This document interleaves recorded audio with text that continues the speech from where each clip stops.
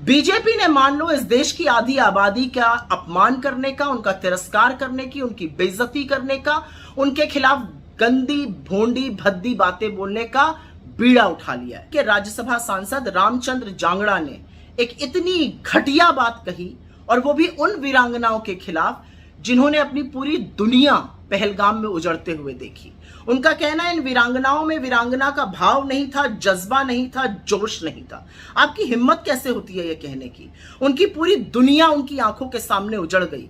नृशंस आतंकवादियों ने उनके पति की, उनके बेटों की, उनके भाइयों की हत्या कर दी, और आप अपनी सुरक्षा चूक का, अपनी इंटेलिजेंस फेलियर का ठीकरा अब उन वीरांगनाओं के मत्थे मढ़ रहे हैं। उनके सिर पर यह ठीकरा फोड़ा जा रहा है। असल में तो वो वीरांगनाएं आपसे पलट के पूछ रही हैं, 1 महीने से ज्यादा हो गया, अभी वो 3 क्रूर आतंकवादी फरार हैं। कहां हैं वो आतंकवादी? वो कब पकड़े जाएंगे? न्याय कब मिलेगा?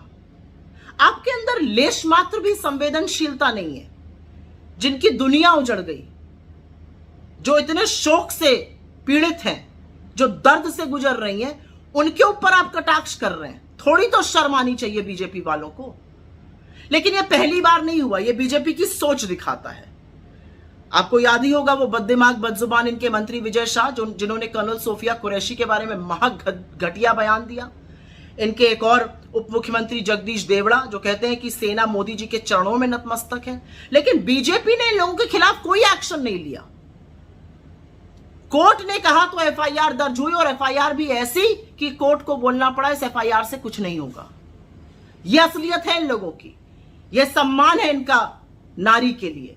और जो काली करतूतें गिन गिन कर सामने आ रही है बीजेपी वालों की, चाहे वो बलिया हो, चाहे वो मंदसौर हो, हाईवे हो, क्या कर रहे हैं बीजेपी के लोग बेटियों से? बेटियां तो आपसे बचानी है, हम बेटियां तो आपसे बचा लेंगे, लेकिन हमारी बेटियों के बारे में इस तरह का कटाक्ष और इस तरह के अपशब्द आप बोलने की हिम्मत मत कीजिएगा। और मोदी जी, अगर आपके अंदर जरा सा भी, रंच मात्र भी इस देश की बेटियों के लिए थोड़ा सा भी सम्मान है तो निकाल बाहर करिए जांगड़ा को अपनी पार्टी से, तब हम मानेंगे। जो व्यक्ति शोक संतप्त एक महिला के घाव को कुरेद रहा है बजाय उस पर मरहम लगाने के, वो राज्यसभा तो भूल जाइए, वो पब्लिक लाइफ में होने लायक नहीं। उसको अपनी पार्टी से जब तक आप नहीं निकालिएगा, आपकी सारी बातें खोखली हैं।